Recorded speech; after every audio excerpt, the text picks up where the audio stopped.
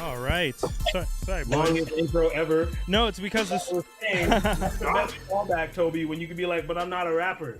Yeah. It's and just rap some nonsense and literally just be like, "But I'm not a rapper." it's because the system it wasn't letting me connect when I was trying to connect us. So I was just like, I was trying to do all the stuff, and instead of stopping the music, starting the music back, going, I was just like, nah, fuck it. I've noticed you've been doing that quite a bit lately, letting it run for a little longer. Well, it's just instead of stopping it just so that we can. Okay. Well, the reason I do that is because when we go live, it takes about 1 minute for the live to connect on all the platforms.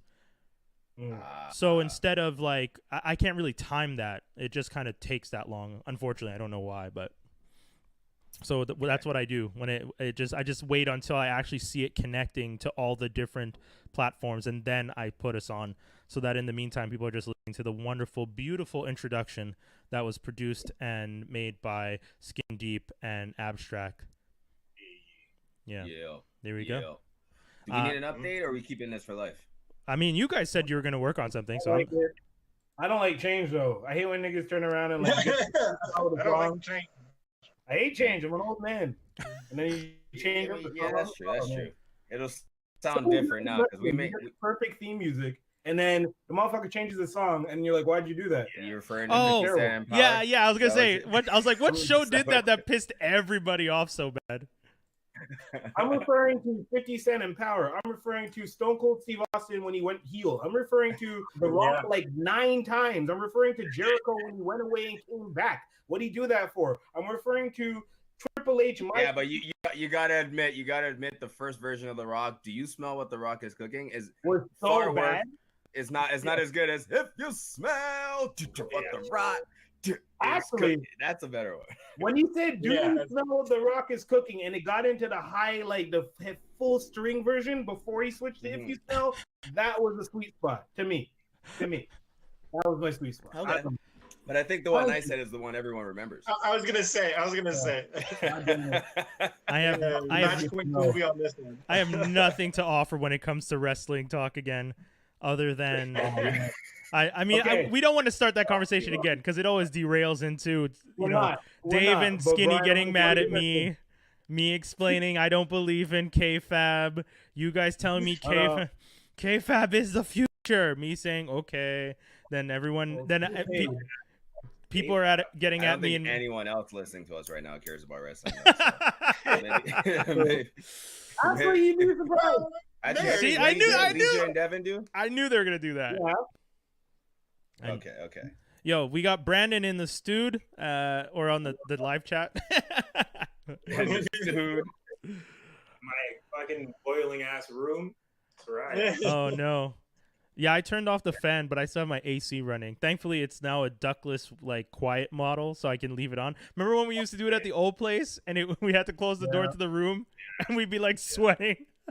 Oh boy. Oh my god. Yeah, I'm kind of sweating in this room right now. The AC is not as strong in my office, so I got 2 fans going. So let me know if you hear them in the background going off like a. So far, it's okay. So far, it's okay. Cool. Boys, we got a wild one. One that I can't see for some reason. Nothing's loading on my computer all of a sudden. It's streaming because I see us streaming. We are live, but I can't see, and my computer's not letting me do anything else right now. I don't know why. Are we hitting the ground running on the first topic on the docket? Oh yes. Do you guys want to start off? I just realized one of the reasons why my laptop is probably slow. I'm gonna go run to fix that. But you guys want to start talking about Kanye being a jackass? Kanye is a jackass. Everyone else? Kanye is a big dumb doofus. Yeah, y'all go ahead. Kanye is the biggest bullshitting idiot that's ever tried to rep black people, and we should disassociate ourselves with him. You guys want to just start that line? You want to just take that running? Just. I'm so happy I didn't have to bring that up. Kanye is a musical genius, but a complete jackass and a moron. Go ahead. You guys want to just run with that? Here, alley-oop. Alley-oop. There you go. Just fine, man. Brian is speaking for me. Yeah, I think this was a topic you put on the list. So Reginald, maybe. Did I put it? Oh yeah, I think I did put it. But I think we said we wanted to talk about it, so I was just here's what I'll say about the situation on my end. I don't care about America. Oh, The fact that Donald Trump made it as president, I actually believe Kanye truly believes he can make it too. yes. Of course. Regardless of what he's saying. And I don't even think he has a bad like campaign to go on. You know what I mean? Especially in America. He does it. Yeah, But that's go ahead. him doing that almost guarantees a second. Say he actually does it, I would say it's probably the greatest tag team / alley-oop move I've ever seen, because people hate Donald Trump, but America hates Kanye West more than they hate Donald Trump. Yeah. And he'll get a second term if Kanye actually does that. Do you think that's actually true? Dude. No, do not tell me. Are you trying to suggest that the next presidential debate will only be between Donald Trump and Kanye? No. That's how you think Joe Biden. No. First things first. Hold on. Here's Rewind super quick. I just want to explain to people who are listening, if you don't understand, one of the things is Kanye would be running on a separate third party, which is not common in the United States. I think the last person that did it was Ralph Nader when I was a kid. I don't remember anyone. Oh, and Ross Perot. Those are the only two I remember in my life running. Ross Perot and Ralph Nader. Two now. Ralph Nader did pretty okay, but the only reason I bring that up is because so far Kanye hasn't registered as a candidate. That's the other thing. I'm gonna go fix something. I'll let you guys. You mean he hasn't taken the necessary steps to do what he said he was gonna do, but he's still got the platform to talk about doing something he intends to do? Exactly. With Elon Musk backing him up for some godforsaken reason.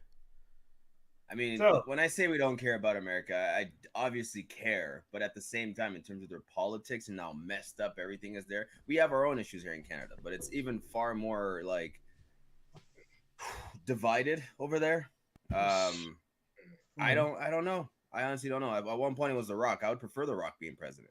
Nope. I don't know about Honestly, you guys. At least he would be someone who would be at least perceived to be more for the people. You know what I mean? Like, of course he will. That's the Rock's thing, right? Rock's is like The Rock. Everyone loves The Rock. Period. Regardless of what his actual intentions are, people would love him because he has this. He's built up this career for himself where he's like the super nice guy. So everyone's like, I love The Rock. He could murder someone and people be like, what? He actually had a very interesting video that he released that was a direct message to Trump, where basically he kept on repeating "Where are you?" in it, as like as like a way to be like, "What the hell's going on?" You know, but like where are you while this thing is happening? Yeah, like he'd be like, "This and this is happening. Where are you? This and this is happening. Where are you?" type of thing. You know, was to send it home, and like obviously there was a certain part where he just delved directly into Black Lives Matter movement, obviously, but it was just a very well orchestrated video. And I was like, it sucks that you're a celebrity and you're not a politician, because you are a people person. He seems to be someone who is intelligent enough to know the concept of the greater good.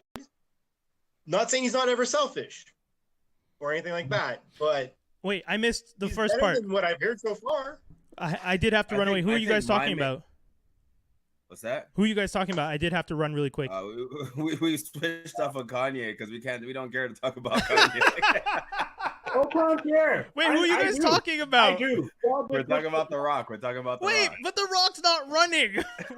What happened? Neither's Kanye, though, apparently. So we can talk about anyone who's talked about being in the running. Okay, sorry. Okay, but Skinny, you were saying, Skinny, as a fan of Kanye. I'm not a fan of Kanye. No, but you're a fan of his music. Sorry. I'll rephrase. Because Kanye and everything that he says, Skinny. Go ahead. Go on. I am a fan of Kanye's music, is what I'll say. Yeah. I am not a fan of Kanye as a person for the last X amount of years, because he has started doing things that I feel are counterintuitive to the music, the culture, and a whole bunch of other things.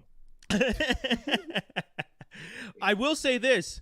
He does appear to have mental issues. He has addressed the fact that he has issues. is he taking the steps to address those issues, or is he going through manic episodes and doing things that will drastically affect the country?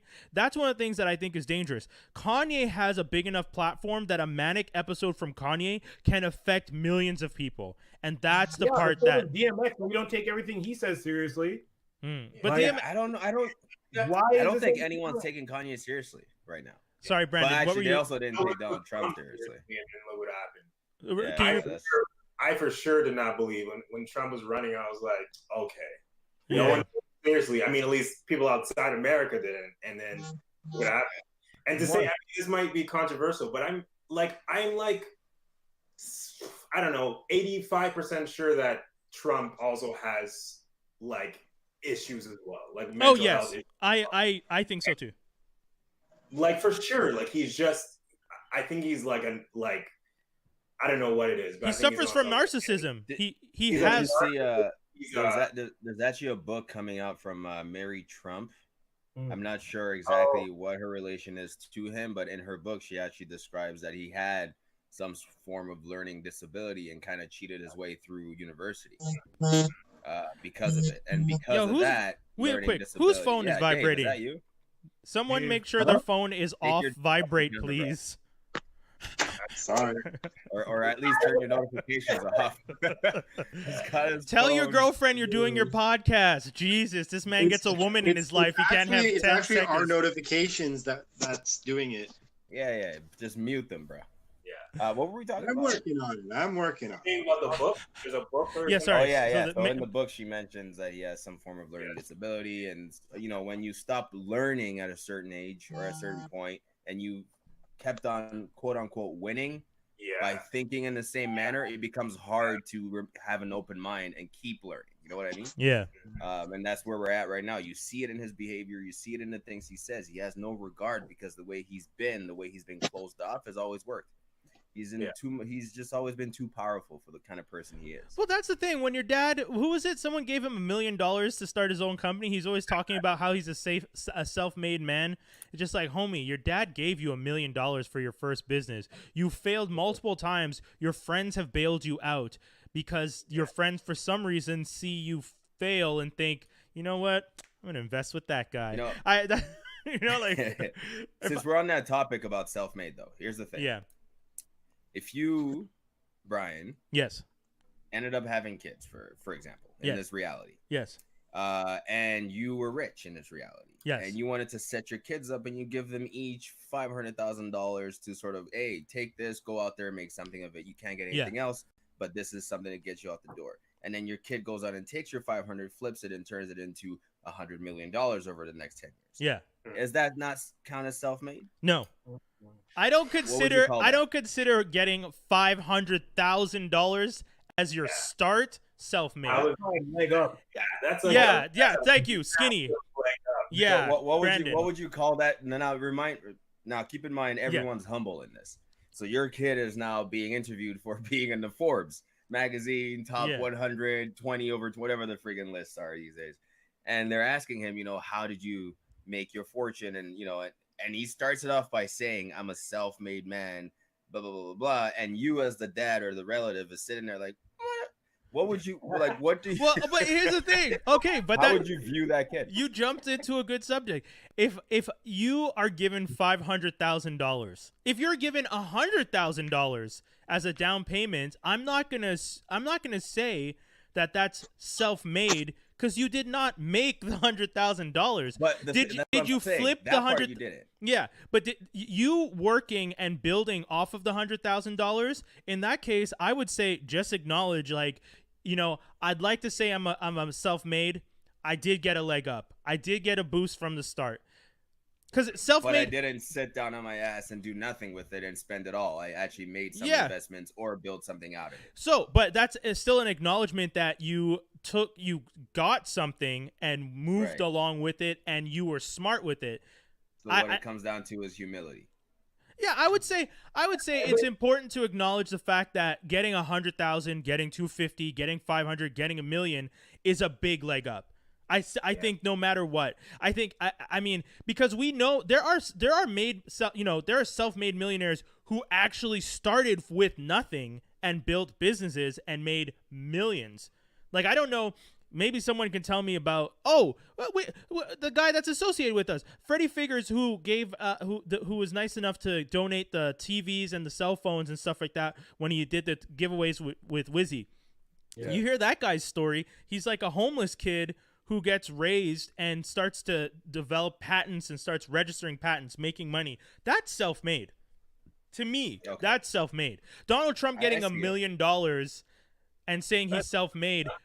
That you're right. That to me comes down to the humility and the acknowledgement that like that first $1 million was gratis. I need to acknowledge that, somebody gave me that $1 million. Like when, same thing for I get it. That's for sure what's lacking in a lot of situations. Yeah. But that if you're at like a seminar somewhere and there's some guy who's like made a ton of money in his life and he's talking about how you can make it and look at me, and then you find out that he had $1 million. Yeah.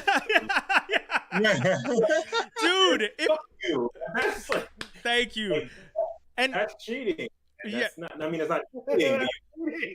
No, but Brandon's right. Like, Donald Trump was doing seminars and stuff like that, telling people like, I made millions doing, and it's just like, homie, your pops gave you $1 million. You just charged me $2,000 to come here and listen to you talk about how your dad gave you $1 million. Fuck you, man. Like, I would be so mad if, like, I would be so pissed if I gave someone $2,000 to tell me, go back to your rich daddy and ask him for $1 million.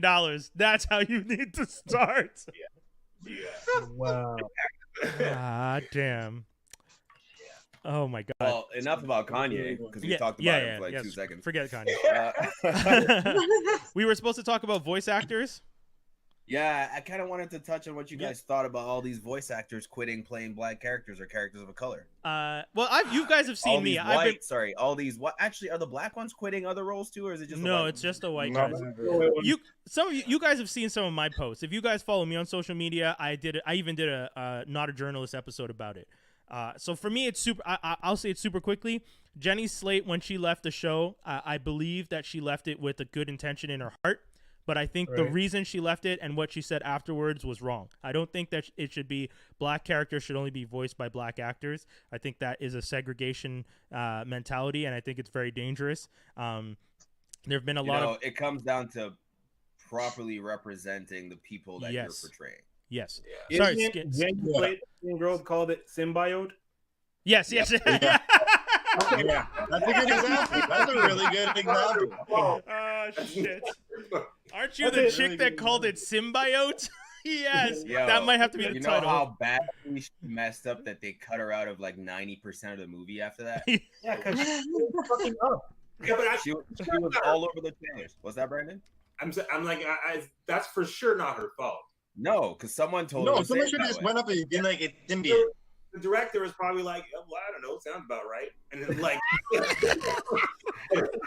and now all the heat for it. She said it 10 times in that trailer at least. That's crazy, man. Oh shit! How'd we get to Jenny Slate again? Well, we were talking about voice actors who stepped down. Oh, right, okay. Yeah. So like, it's a great thing. That's my point. Say what? I don't know. I understand that I think it's a in a way, it's a bad mentality to be like black actors should own. I mean, like black characters should only be voiced by black actors. Yeah, I get why that's a problem saying that, and then everyone's just segregated, and you can't be this and that. But I don't. The problem is that we're not getting jobs. Period, and the jobs that are well suited for us, we're still not getting. So if we have to start there, and so be it. Like, if it has, like, like I get, but it is about it's such a weird fine line, right? Because it is about picking the right person for the role. Yeah. But the right sound and the right person for the role could come out of the whitest person for the. You know what I mean? Yeah. It depends. Like Cleveland Brown, for example. I love that damn character. Yeah. That's an iconic character who isn't really a stereotype in the typical sense a lot of the times. Yeah, he isn't, right? Again, in certain regards, but for me, it was Rollo. My issue with what the guy was doing was when he did Rollo, the kid. Right.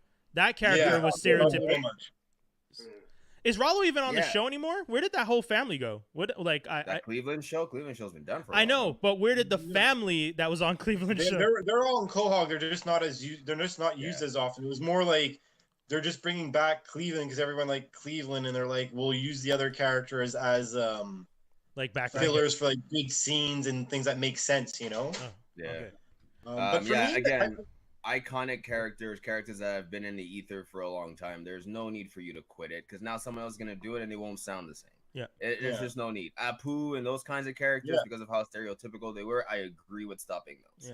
Yeah. And going forward, give more actors of color the chance to audition for these roles. And if they do, and it's hard for me to say right now because I'm not sure if there's any bias in those interview processes, whatever. You know what I mean? Well, there's so much more to dig into than just. I think it's just a matter of saying from here on out, in general, diversify. Like if it happens to be the right person, like choose the right person. It shouldn't be. Ladies and gentlemen, the whole point of voice acting is to be something that you are not. Right. The head of diversity for Franklin Armstrong, Dave. No, Dave. Remember your title for Franklin Armstrong is the head of diversity. That's why I'm. No, don't make that face. It is your title on the website. We did it. Remember? No, but I'm saying that as in I'm happy that the head of diversity is the one making this claim right now because this is it. So I'm continuing. I'm trying to continue. Allyship isn't. I'm not making fun. Allyship's important. Like it was just the timing. It was like throwing me off. I'm sorry. What I'm trying to say is that like. Because example, like Bart's done by a woman. Yeah. It doesn't matter who it is. It's just whoever it is, it is. If you end up having a cast that ends up being any type of, whether it's all girls, all guys, this, but it's this about culture, that culture, whatever. It doesn't matter. It matters if the person delivers. Because the point of acting is to be something that you are not. And if we were drawing them as aliens, no one would say anything. Real quick.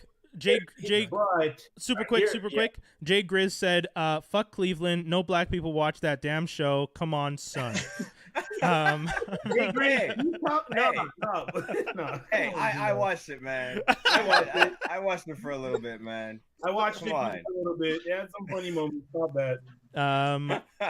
Real quick, Devin also mentioned self-made comes from nothing. And then Lee J said Mary is the niece of Trump. So he was just filling us in on who Mary was. Niece. Okay. Thank you, Lee J. Sorry, Skinny. Brandon was going to say something? Brandon, I wasn't sure. Sorry. Yeah, thanks for cutting me off, man. Damn. I'm just mute my mic again. I'm sorry, y'all. I watch, speaking about characters playing different voice actors playing different characters who are not exactly them. I watch anime. Every single dude in anime is voiced by a girl. Right? Yeah. And it's not. I think where the problem comes with, I think it's a case by case thing where the character itself, like, if for me, what's weird is if I see a black character in an animated show and they speak a certain way and act a certain way, and then I find out it is voiced by someone who's not black. Yeah. Then for me, it feels weird. Yeah. You know? Okay. I'm making this a caricature and it feels weird to me. Yeah. You know, like if the point of the character is to be this black character and it's kind of stereotype, I mean, black people shouldn't have to play that role in the first place. Yeah, that's a whole other conversation. Straight up.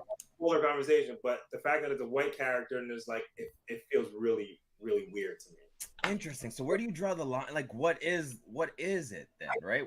Well, I'll say this. The perfect example for me is if you had Kumail Nanjiani's accent on Apu, that would have always been acceptable because Kumail Nanjiani moved to the United States when he was 18, and that is his natural South Asian accent when he speaks English. He's not doing a like over the top like an affectation. Oh my God. Like when you look at South Asians and you hear Apu, like that's a really bad stereotype of an accent. Now, the example you guys were giving about Cleveland, I get why some people don't mind Cleveland because Mike Henry's not doing a black accent or a AAVE, Afro-American vernacular. He's not doing that. He's just speaking like a guy from that area who happens to be black. And And that to me is okay. Like when and the example I gave was how Cree Summer, the Canadian who lives in the States, voice actress who's done so many characters, used to be the voice of Penny from Inspector Gadget. And Penny's white and blonde with blue eyes, but Cree Summer did that voice because they didn't need a voice. They didn't need a caricature. They just asked, hey, Cree, can you do the voice of a really smart 15-year-old girl? And then Cree said, sure, Uncle Gadget. And everyone's just like, shit, that's the fucking perfect voice. Cast her. And that was it. And that's all you needed. So that to me, that's like when Jenny left the show, I think Jenny was the perfect voice for Missy. She did an excellent job. I think so too. Yeah. It just makes the situation more awkward for me. Like I like. Yeah. The decision was made. Sit in it. Get it right the next time. Like it just makes it. I don't know. For me, it's weird. But and like going back to like casting. Let's say you were to have a black character on a show, as a director or showrunner or creator, wouldn't you want to cast someone who is black or? Well, that's the other conversation. So they can bring a certain. Yeah, that's the other conversation, right? The room. That's what I was talking about before about the hiring process. Yeah, the rooms where the decisions are being made are white, like. Central Park, the other show that Kristen Bell left, Central Park, that is an Apple TV Plus series. It's being executive produced by Josh Gad. The whole team, from what I saw, was predominantly white team. He got Kristen Bell, his friend that he worked with on Frozen, to do one of the other voices because he knows her, he trusts her, and he likes her voice. She can sing. She's doing the voice of a biracial girl. Is Kristen Bell doing a bad job? She's not. Should she be the voice of a biracial teenage girl? Probably not, but then it comes down to who's writing. It comes down to who's writing. But what is... Hold on. Why not? Because the kid's biracial. So that's my... Okay. Here's the thing. Titus, the guy from Unbreakable Kimmy Schmidt, he's doing the voice of the brother, who's the black, who's also biracial. Yeah. In my head, it would have been okay if you had a white woman do the voice of the young girl and a black man do the voice of the young brother if they're both playing biracial, because at the end of the day, you're legit repping both races in these two biracial kids. The problem, but how deep does a rabbit hole go? Well, that's the thing. The problem in that room is it's not those two. It's the fact that who's writing the voice of the biracial children? Right. That's what it comes down to. It's not. I don't think voice actors are the problem. I think it's the writing rooms that we need to address. 100%. That's exactly what I was saying earlier. Yeah. It comes down to the kind of character they're representing and what kind of quote unquote stereotypes they instill in these characters. Yeah. This is why we're getting this back work. What's that, Brandon? I was just going to say it, but again, we would not be having this conversation if black people were getting the jobs. Yes. And equal opportunity as everyone else. This would not be a conversation. If someone voiced a black character and they're white, but yet we're still getting enough jobs, no one would do anything. So and that's true. I'll go one step further. Black female voices, especially. Because when I looked at the cast for Central Park, which is the one Kristen Bell left, that cast is Daveed Diggs is in that cast. Leslie Odom Jr. is in that cast. Who's the other person that's on that cast that I don't remember who the other person was. Oh, Stanley Tucci does a woman's voice, and he's a man. But that cast has a predominantly male cast. You have 2 black men on the cast. You have 2 white men on the cast, and you have 2 white women on the cast. You don't have any black women, but you have one of your main visible characters is a black girl. Interesting. And I think that's where one of the issues lies. So you think the level of planning that has to go into shows now has to be to that level? You know what? I don't think it should be planning. I think the level of natural development of diverse content. I don't think we should. That's the problem, and it sucks that we're gonna. I'm gonna finish with my last point. You guys can finish off with anything else because I want to move on to the next thing. But the natural, it will take us so much time to undo all the bad structure in Hollywood that it's nice for me to say here, we need more diverse, we need more black women's voices in these rooms, because a black woman would have noticed you're casting your blonde, blue-eyed friend to voice a biracial teen girl, and it said, maybe let's not do that, or maybe let's get this black woman to voice this other white character here and, you know, balance out your cast. Again, like you said, it really should come down to who has the best voice. How many black women did you audition for the voice, though? Josh Gad didn't audition Kristen Bell. Kristen Bell's his friend. He gave her that role. That wasn't an audition. He gave her that role based off their friendship. And exactly. Skinny, sorry. One unaware, how many black women, how many black people have the proper representation that could even get them in the doors? Whole to have those other conversation. Yeah. Which agents? That's what I was saying about the rabbit hole, right? Yeah, exactly. You're right. And that's what I'm saying about how you have to restructure Hollywood. So at the end of the day, this whole situation comes down to Hollywood has been doing things like the brown paper bag test since the dawn of television to say if you're darker than a brown paper bag, you can't be on TV. And that, I don't know if you did. You guys not know that, the brown paper bag test? I've never heard of that in my life. They used to do some. It goes even deeper than that. Do you know that film itself was not made to expose black skin? Yes. That's like that's starting from the beginning of time. Even big. Yeah. It was never made to, and that's why they had issues back then with it. Yeah. So those are man. It goes deep. So when you think about like what, so we say this to you, the white voice actors, and I'm looking at you right in the camera like I like to do, to the white voice actors who are leaving your shows and saying that we need black voices in these roles. This shit goes back to the film they made TV on. That's how far back. So you leaving the show is not actually going to fix the issue.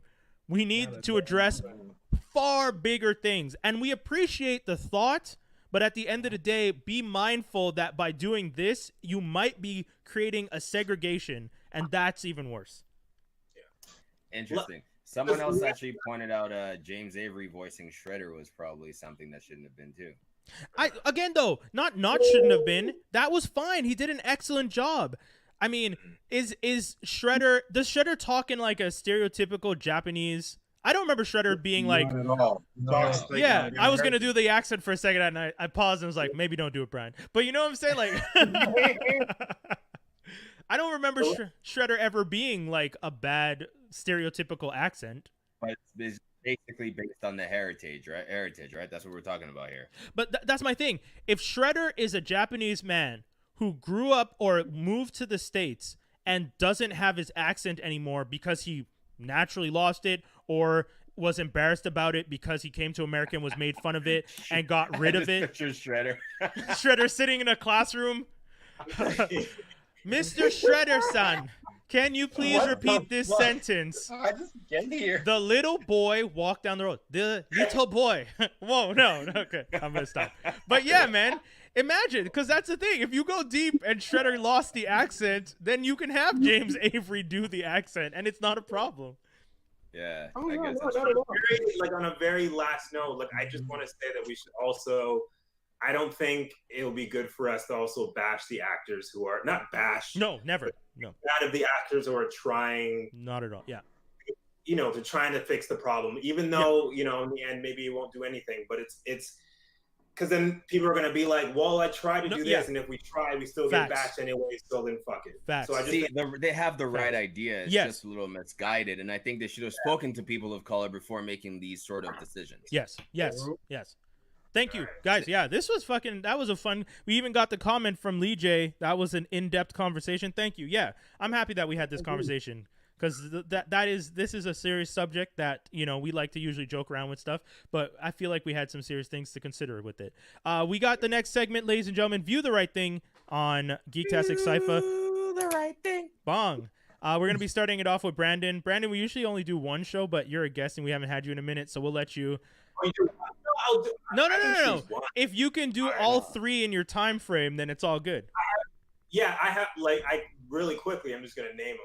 I don't know if you guys have spoken about Kipo and the Age of Wonder Beasts. Have you guys heard of that? Netflix, right? No, that sounds amazing. It's like, honestly, and talking about representation, it's every there's a lot of representation in it. There's Asian actors, there's black actors, there's gay actors, and like the Asian person is voiced by an Asian person, black person, and so on and so forth. And it's really, really well done, and it's very like I had to go and check who the creators were because I was like, man, it feels like a black person made this. It's so heavily influenced by like hip hop. The music's amazing. Oh, is it? Sorry? I keep seeing it on Netflix and I'm like, man, this show looks weird. If you're telling me there's like some cool influences, I'll check it out. I love it, man. Oh, I good. love it. Okay, I'll check it out. And again, like they nothing feels too forced. Like I said, there's characters that are gay in it. It has a lot of like commentary about society and stuff, and I think it's just really well made. Dope. So if you haven't checked, give it a few episodes, man. Okay. And the music is so dope in it, and I was like, who the fuck made this? I've been trying to make time to watch Baki, the other Netflix. Oh yeah. That? I saw actually my girl started watching it. She likes it. That looks kind of like there you have some decent representation there as well, but I gotta look into the cast and who's voicing who. Yeah. I'll say really quickly. I mean, I started watching the second season of Hanna. Okay. It's pretty good. The first season was fantastic. I was a big fan of the film. I was gonna ask you, yeah. Do they tie into the film, or is it like just the film cut up into sections, or? They go way past it. The film stuff, yeah. Really? It does start off the same way with her and her dad in the forest, and then she gets picked up and all that. Okay. So it goes a little further than that. Wait, but the actress. Sorry. Who's the homeboy that plays the dad again? I feel like he plays in Suicide Squad, right? Oh yeah, he's isn't he like one of the soldier guys? In, Rick from Suicide Squad? Yeah. It is that dude. Yeah, and the dude that played in the first season of what's that show? He was also RoboCop. Oh yeah, God, that's a bad one. Oh, anyways, let's leave that poor bastard there. Man, I knew him from that TV show where he was a cop with Muriel. Man, what's that show called? It was a really good show. I don't know why. I feel bad. I feel bad that we can't. I'm gonna look up his name real quick. I'll let you guys. He was continue. in Altered Carbon first. That's it. Thank you. Altered Carbon's the one. That I couldn't remember. Oh, okay. Yeah. I guess that'll do it. Yeah. Anyway, it's a great show, and the actress that plays Hanna, she's fantastic. I even don't know she's actually German because she plays it so well. It's really well done. Second season, I'm not done, so I can't really comment on it, but the first season was really well done. And my last one, these are just 3 things I've watched recently, is The Little Drummer Girl, which is really good. And that got brought up because you guys put Florence, I never say her last name properly. Is it Pug? Pew? Let's say Florence Pugh. Yeah, I don't know. I love her. I think she's a great actress. But the show is about the wars between Israel and Palestine. Oh, Middle East. Okay. English, and I think there was also a book about it. I'm not sure if it's a true story. John le Carré. Sorry? John le Carré wrote the book, the novel, yeah. It's so well done. It's about an English girl who infiltrates quote unquote radicals and like tries to see what they're up to and then reports back and all that. I liked it because it did a good job of like giving both sides humanity and not just. I was gonna say, okay. Yeah, like I have a hard time with like war movies and all that because it's sometimes always like America. Yeah. But this time I felt like it gave a good, like you understood both sides. So, and well acted, like one of the best acted like shows I've watched in a long time. And the editing's incredible, and the film, it was really, really good show. If you guys get a chance to watch that. Dope. Okay. Yeah, she's turned out to be a surprise little actress. Right? Quite the glow up. In my sort of pantheon of like top actors. Matter of fact, quite the glow up. Acted in Midsummer. Yeah. I know. You're an A24 man. I know. I'm also a fucking baby, and I hate horror movies, so I put it up. Okay. So it's not a horror movie in the sense of a horror movie. Yeah. Okay. You'll enjoy it's a thriller. Suspense. No? Yeah, it's a thriller. Yeah. I will watch it, I promise. I love her and I love A24, so. Yeah. Not to say there aren't any fucked up scenes in it, because there are, but I know. It's trippy as hell. Matter of fact, the whole oh wait, have you heard things about it? Midsommar? Minimal. Yeah. I just know that the dress sold for some crazy amount because they sold the dress to raise money, and everyone was just like, "It's the flower dress. It's so spectacular." And I was like, "I have flower dress." Yeah, it's a trippy movie, and a lot of people have watched it on a trip. Oh damn! Yeah. Oh, I get it. I'm slow sometimes, so that took a really long time for when you said. Oh, I'm just proud I got it for once, guys. Okay, I usually don't catch when you guys. You got it. So anyway, Skinny's if you like the face. trip, I recommend watching it tripping. Fuck you, Skinny. I see that face you're giving me. Skinny hates anything. Skinny hates anything that raises his heart rate. Oh, Skinny's out there mad judging me with that face right there. Damn. Oh, man.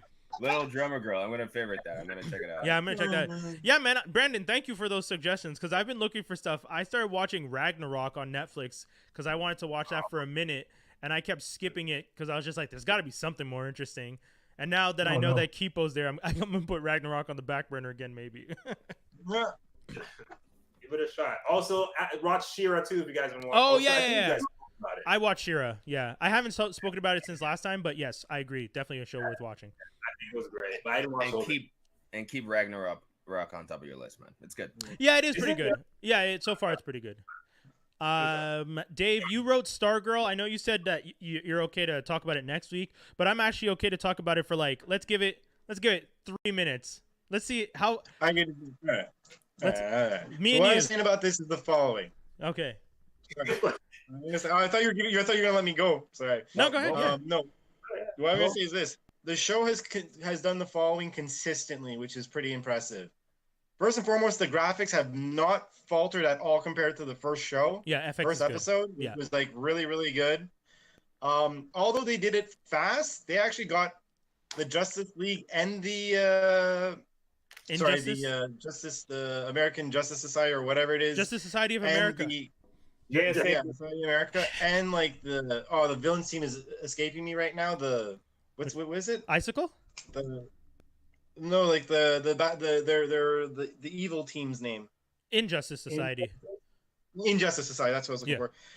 I was worried that they were going too fast with it, when they were initially going for it, but they were able to establish both teams essentially in 3 episodes. Yeah, 3 or 4. And they did it pretty damn well. I won't lie. Like I thought initially, I was like, "Oh, this feels rushed," but then it came off really well. Yeah, I find that each character has pretty good character development, and the action scenes have been fucking awesome. That's fair. Okay. Those are all things I can agree with. Someone in this room compared it to potentially ending up like the Runaways. Looking at you, Skinny. So after this many episodes, what do you think? Runaways is still better, my opinion. Wow. Okay. I haven't watched. And what makes Runaways better? Runaways, for me, Runaways is better from the sheer acting. I'm not trying to be mean, but them Stargirl kids. No, that's fair. The Stargirl kids are doing that MTV CW thing that drives me nuts, where it's like this over the top, like really bad, fake teenage, like, oh my God, Mom, Dad, I have to tell you something.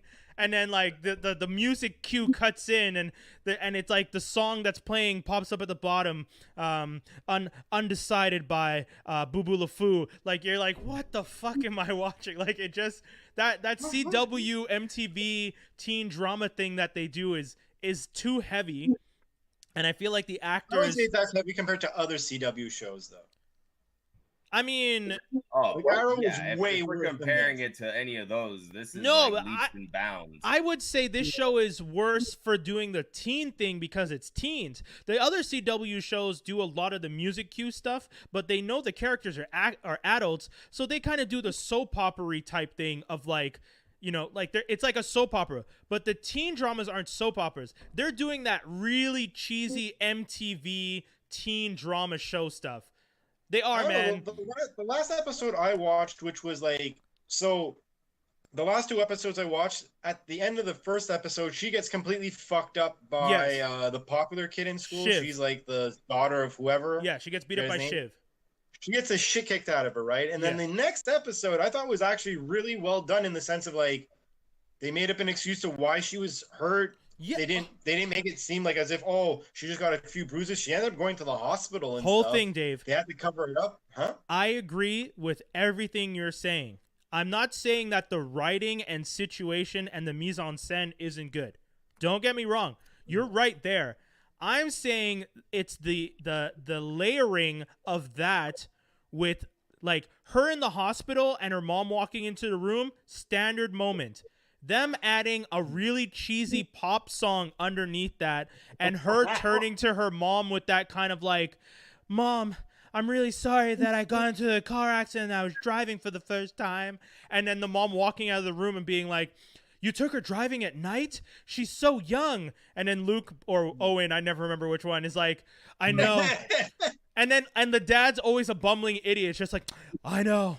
I was really stupid driving at night that first time. It's not smart of me. Like, you know, like I'm watching this and I'm like, if you could let the actors just act naturally as opposed to this really weird thing you're doing with these bizarre inflections and Owen, Luke, whichever one. But let's be honest, Luke, he always talked that way.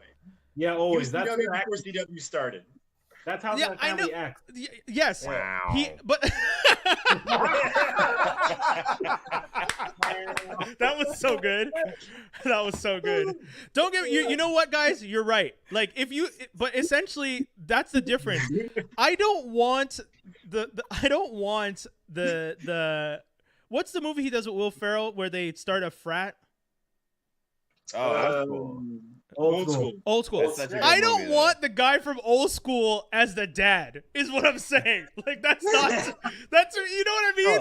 Like, the guy from Old School shouldn't be the dad of a teenager with a job. He's all right. Again, this is not a comment on him. It's a comment on how they're told to act. Because I think that's the directing. I don't think Owen or Luke, I still can't tell, walks in. I'm going to call him Owen Luke. I don't think Owen Luke walks in. I don't think Owen Luke walks into a scene deciding to talk like, all right, wow. Like, I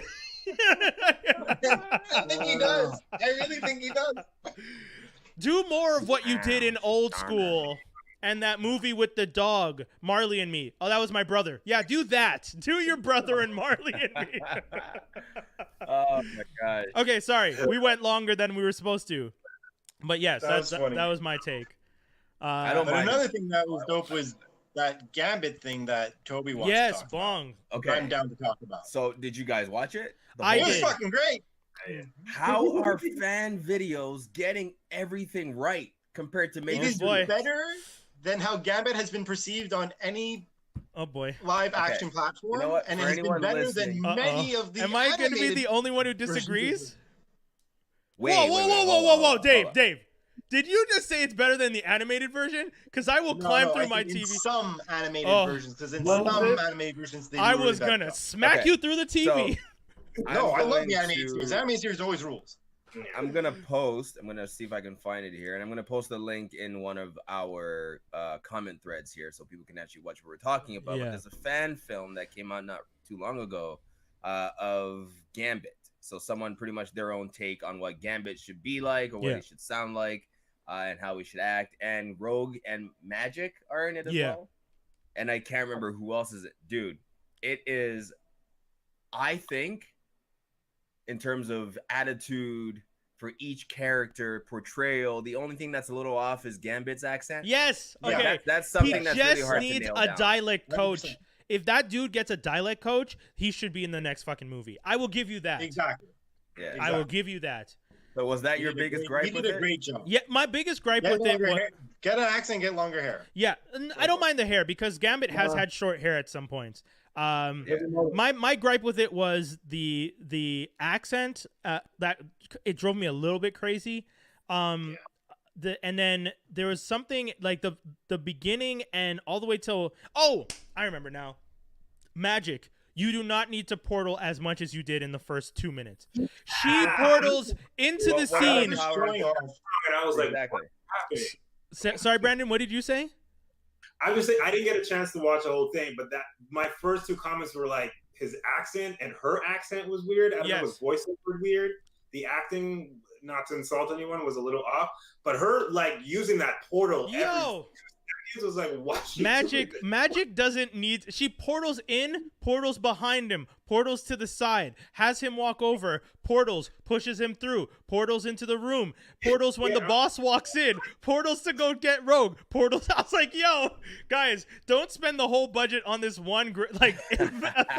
You didn't need to use it 3 times. One trick pony. But you know what though? I think those kinds of powers, like the teleportation powers, are actually a lot easier, especially when there's a wormhole. They're a lot easier to do than like the Gambit, anything that has the more energy flair or So I think that's why they did that one more. It's so much easy splash. But I will say this: it was impressive for them to show the diversity of his ability to use his power. Yes, dude. Okay, which I was impressed. Are we gonna talk about it? Are we gonna talk about when he drops the mag? Okay. There's that. There's also when he takes out the clip from the handgun. Yeah, that's what I was talking about. Oh, that's what. Okay. Is that not called a mag? Is that a mag? Mag. Is that a magazine? All right. I heard guys, bag initially. I'm street, okay? But yes, that was probably the coolest. That is. You can pick just how to use every little ounce of energy. It's not just the cards. Yeah. That was one of the coolest ways I've ever seen his power depicted. For him to drop it, charge it, whip it, and then the bullets to blow because they're bullets, so they start shooting at everyone. I was like, yo, there's a comic book where Gambit he doesn't have anything with him, and he uses cans of beans. He uses everything. And he starts throwing the cans of beans, and the can blows up like a huge bomb. And he goes, shit, I might have to start carrying these beans around. And I died when I read that panel, because I was like, the fact that you fuckers have this idiot throwing beans and still able to blow up a jet, I respect it. That's crazy. That's crazy. And then, honestly, made me respect. I forgot how sick Gambit is. because the movie he's a very underrated character. Yes. Yeah. He's one of my favorite characters. Him and Phantom X are 2 of my favorite characters in the X-Men. I love Phantom X. Phantom X is fucking awesome. Yeah. He would be a great addition to. Wait, sorry, Skinny. What did you say? Out of all the X-Men, those 2? Yeah, because I don't like for me the other characters are great. It's just that remember, like I said, my whole thing with Scott. Oh, real quick, Dawkins is in the trailer, the original fight. That's who he fights. It's Dawkins. If you guys, I don't know if you guys watch that too. Because the flashback to the fight. Remember, he's talking to the guy, and there's a flashback, and it shows him fighting. That was actually from the trailer they made 2 or 3 years ago when they started the project, and it's him fighting Dawkins, and that's why this guy is mad at him for having killed Dawkins in the fight. Oh, wow. I missed that. I don't know if he kills him or if he just kicks his ass, but I just know that. Oh no, I think he kills him. What? Man, anyway, it just went to show that Gambit ain't nothing to mess with, and I would love if they could bring him over soon in the MCU. Dude, they should do the movie. They should legit do the movie where it's all about him being in the bayou and shit, and how he's too powerful, and that what's it called? Sinister. Mr. Sinister comes and depletes his powers. They should do it. It'd be amazing. Yeah. We're gonna hear it in the rumors in the next couple of days. That's how this will go down usually. Probably. I don't want another Gambit solo movie, so don't do that, please. I want it. I don't mind. They never gave us the Gambit solo movie. Yeah. I will say this though, Skinny's right. If you had the choice of all the X-verse characters, even if I love Gambit and Phantom X, those 2 don't deserve movies over anyone else. Fuck that, no. I'm sorry, Gambit. They deserve to be in movies, though. Yes. Yeah. Yes. That's and I agree with that. That's problematic. That they do, like the one depiction we've had of Gambit so far was in Origins and was not that great, and we haven't had. We need, anyways. We've had this discussion last time. We need a whole new X movie.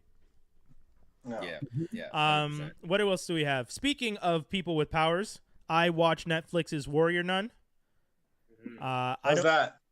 So Netflix. So Warrior Nun is a comic book that was written by a dude who was doing nunsploitation. I don't know if you guys know that term. You know how you have like blaxploitation films, and then in the 70s there was like nunsploitation. It was like very sexual, the sexualization of nuns and stuff. Nope. Okay. Didn't know that was a thing. Yeah, it was a thing in Europe. I don't know why. I mean, actually, I do know why. They're repressed. Adds it to Pornhub. What? Oh, sorry. I forgot we were still on. Great. That was amazing. Yeah. So the comic book is nunsploitation. She's like wearing she's wearing her standard habit, like what the outfit they wear. But then whenever she goes into like warrior nun mode, it's like hard nipples, bustier top with high boots, like a little thong thing, but still has the habit. Right? Yeah. This is the comic book. Warrior nun. Yeah. All the notes. The comic book looks like that. The TV show on Netflix, not the same thing at all. Just to warn you guys. Netflix took the series and was just like, okay, we like the idea of a group of nuns who are there to protect the world from demons. They are tasked by the Vatican. They're like it's like X-Force for the X-Men. It's the warrior nuns are the secret organization for the Vatican and the Catholic Church. Okay. The only thing is none of them have powers except for one. The one person has their powers because they're granted the powers from a halo that's passed down from a warrior to warrior. So like each, put in the back, right? Yeah, it gets like it gets like fused to you. So generation after generation, you get a new warrior nun. When the warrior nun dies, it's like Doctor Who or whatever. It's like not Doctor Who, because Doctor Who it's regenerating one character. It's what was that martial arts movie but TV show that was on Netflix recently, The Wu? Oh yeah, I didn't watch that one either. That's legit the same storyline. Not true. I watched the first 2 episodes because Meisha 1 has some tracks in it, which shout out to Meisha 1, and it's a dope show. Shout out to Meisha. Yeah, I didn't get to watch the rest of the series because I, to be honest, kind of forgot about it. The fights were really cool, but I don't want to say that. Whack. It's super whack. I don't want to say that. But what about the warrior nun? So I kind of hovered and skipped over it many times. Yeah, so warrior nun's dope. There's some very, very attractive Latin women starring in it. Very, very, very attractive Latin women. Very. Hey man, why are you saying another very? Why you add another very? Yo, don't get me wrong. They're dressed like nuns the whole time. So that goes to show you how beautiful these women are. That like they're dressed like nuns, and you're sitting there just being like, you have the most beautiful smile and face, and you just ooze like the happiness and joy of this character, and you're like watching it, and you're just like, I think I'm in love, and then you're right over there, man. I don't like when you said ooze.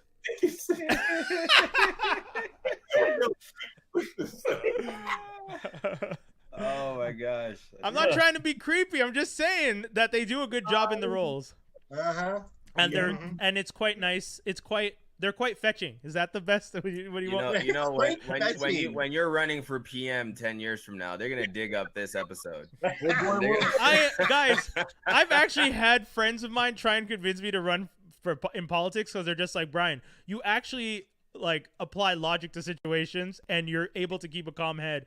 And I'm like, but that's exactly why they wouldn't want you there. Yeah, that's what I said. I'm like, I never want to run for political office because as much as I feel like I could debate all day with some of these people and they could throw all the worst things at me and I'd be like, Teflon, motherfucker, like this doesn't make any sense what you're saying. Let's get to the real facts. Why are you a racist à l'intérieur? Let's get down to it. Like, that's a conversation I would have. But instead, I'm over here talking about hot nuns fighting for justice and peace.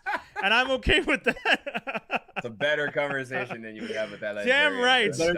Warrior Nuns on Netflix is a fun show. It's great acting. The characters are crazy. I skimmed through the comic book real quick to see if they stuck true to some of the stuff. They did some interesting things with it. The comic book is problematic as hell, and my description of how beautiful the girls was is as problematic as the comic book, but I'm okay with that. And that's pretty much it. That's my 5 minutes, folks. Bomb. Man. Okay, I got one thing I want to quickly address before Skinny goes on to his thing there. Is this CTV's Cardinal, by the way? What's that? What? I'll let Skinny explain after. Sorry. Okay. I've never actually seen Dragon Ball Evolution. Oh shit, you haven't? Up until recently. What's Dragon Ball Evolution? The fucking movie. Exactly. Yes. So. Oh, I know what it is. I was just hoping we wouldn't go there. Why are we doing this? Yeah. It baffles me that things like this make it past people, though. Dude, this is what happens when Westerners get their hands on an Eastern property and say, we can make it better. And then they just shit the bed. This was not this it's not even acceptable, the level of bad like that goes into you taking a property and inserting whoever the fuck you want. And the storyline, first of all, why did Marvel steal Piccolo's look for the Skrulls? Because he looks exactly like a Skrull. Yeah. Same outfit and everything. But long story short, Emmy Rossum, Justin Chatwin playing. Are they supposed to? So they're all Japanese, right? No. Yeah. Well, they're not playing Japanese characters. Okay. Well, here's the thing. They're aliens, quote unquote, but the characters are based off of Japanese characters. Yeah. Right. Yeah. Now in the movie, Goku, Justin Chatwin. Yeah. Somehow, his grandfather is still in the movie. His name's Gon. His grandfather's clearly Asian. Yeah. Yeah. It's called mixing, Toby. Yeah. But there still be some Asian look to you, right? If they did. Recessive genes. No, you're right. I'm being a dick of a. I'm Okay. I know. Bro, what you're saying is I shouldn't watch this film. No. No, watch it just so you can really like. Don't. I've stayed away from it, man. Oh my God, Jamie Chung, what were you doing? I've never seen it. I never realized it was Emmy He threw Rossum. enough zeros at him, Toby. Yeah, That's man. all Emmy Rossum plays Bulma. I forgot Jamie it's Chung her. plays Chi-Chi. I was so upset. James Marsters, who plays freaking what's his name on Buffy, he plays Piccolo. Oh man. Yoon Fat Chow plays Roshi. He does it well. That's the only good thing about the whole damn movie is Roshi. You mean the only the only other East Asian person does a good job playing an East Asian character? Right? Yeah. How insane was this? And then the final battle scene? Oh. Wait, Toby, why did you watch this? That's my question. I honestly felt like I saw everything that people had to say about it. It's the same reason why I watched Ghost in the Shell. Oh, okay. I was like, I like this property. People are complaining that a white person is playing this role. Yeah, let me see. Chances are, and all the bad votes is probably due to that. No, this. Honestly, it probably didn't matter if you had the right people for the roles, but the freaking script, it should have been scrapped because now you've ruined people's perception of a property in a live action format. Completely. Spirit bomb. Oh. I'm playing with you. You don't have to talk. Yeah, no, but Shenron looks disgusting in this too. Oh, they did Shenron? Oh, yeah, wow. Man. Yeah, dude. I'm like disgusted. Should I just Googled Piccolo and man, it's so bad. It is. It looks so whack. I forgot how bad. Like when you said he looks like the Skrull, I was just like, wait, that's true. He does look weird. That's the designs for the Skrulls in Marvel. Yeah, but the thing is, if you could, Dragon Ball shouldn't be done live. Period. No, but this movie, Matrix proved that you could do it live. Thank you. So that's what I was gonna get to. Matrix came out before this damn movie. Yeah, almost a whole 10 years before this damn movie. And they still managed to get Neo flying and him fighting Agent Smith in midair look far better than it did in this damn movie. Yeah, but budget. And who made this movie? Budget? I love Skinny's excuse. We're talking about but budget? Budget. You bringing me budget? Talking about practice? Talking about the movie. Okay, Toby, we're gonna do a quick comparison. We have The Matrix, which was made by The Matrix, Warner. which is Warner Brothers. It's Warner, right? Brothers, right? Okay, it? production studio, production company, Village Roadshow, fine. Warner Brothers, fine. Dragon Ball, Dune Entertainment. When have you heard anything with Dune in it do good? Hold on. Dune Entertainment movies. I'm about Dune to Entertainment. Dune I feel like Entertainment they've on done your ass some right good now. stuff. Dune Entertainment is the production company. The actual studio is. Because I was gonna say It has a 2.5 on. Oh, okay. Here's a kicker. Distributed by 20th Century Disney. Come on, bro. right. But this, wait, hold on. One thing. Sorry, Brandon. Go ahead, Brandon. No, I'm just saying, like, if you know going in that, like, maybe we don't have the money, don't do it, man. God, the budget was $30 million. That's a lot of damn money. That's crazy. Oh my god. The budget for Matrix is the budget for Matrix was $63 million. Okay, hold on. God damn. But that's usually a lot of that goes to the actors. Yeah. Right? Yeah. Okay. Think about how much it costs to actually get good graphic design or any sort of CGI work done. They could have done it for. Look at the damn Gambit Fan Film we're talking about. This is insane. I just wanted to touch on that, how insane it is. And honestly, I say this a lot, but we need to start writing scripts. Yeah. We need to start putting our freaking ideas out there. I mean, Brandon's already doing that, Mr. Director, Absolutely. Top 10 director. Really? Oh, that's true. Is that why he's on the show today? No, he got Top 10 director weeks ago. Let's shout it out then. Let's shout it out again. Yo, congrats to Brandon, who in the Cult MTL, if you guys are listening to this, Cult MTL is a culture magazine here in Montreal. They do an annual best of. And in this year's edition, our podcast made it into the top 3 for the best podcast in the city. And our friend Brandon here, who's on the show with us, made it into the top 10 as one of the top 10 best directors in Montreal. And he doesn't, for some odd reason, he gets mad when you break. Sorry, Brandon? You know who else is on this list? Denis Villeneuve. I have no right being on any list that Denis Villeneuve is on. I mean, the fact that Brandon. Man is doing Dune, okay? Speaking of Dune. Speaking of Dune. Brandon, in a world where you are on a list with Denis Villeneuve, why are you not bragging? Dude, that's huge. I would brag the fuck out of that one. That's huge. Because people would be like, okay, cool, show me your work. I'll be like, I burnt. You know what? Gone, it's missing. Sorry, I can't. I appreciate it. It's cool. But also, I have no business. You deserve it. Hey, man. It just, if you feel that way, you feel that way. And that's the humility. And exactly. You know what we were talking about? Full circle. You have the humility that you didn't get a jump start of $500,000 to make your first movie. And you still making lists with these rich and wonderful motherfuckers. So you have the humility to say, I shouldn't be here, but thank you. This also shows people have noticed. That's all. Bong. I appreciate it. I do. The rest of you directors, step your game up. Hey. Brandon's like, don't put the target on. Brian, don't do that. About to start some director beef over here. Yeah. Skinny, yeah, go ahead with your show, man. Sorry to kind of back sidetrack into Toby's thing. I just realized that Emmy Rossum is this chick that also stars in Shameless. So yeah, that's what I was talking about. Yeah, dude, bro. But that means somebody actually watched that movie, gave both of them niggas a job. Yeah, because they said they had good chemistry in this fucking stupid ass movie, which they didn't.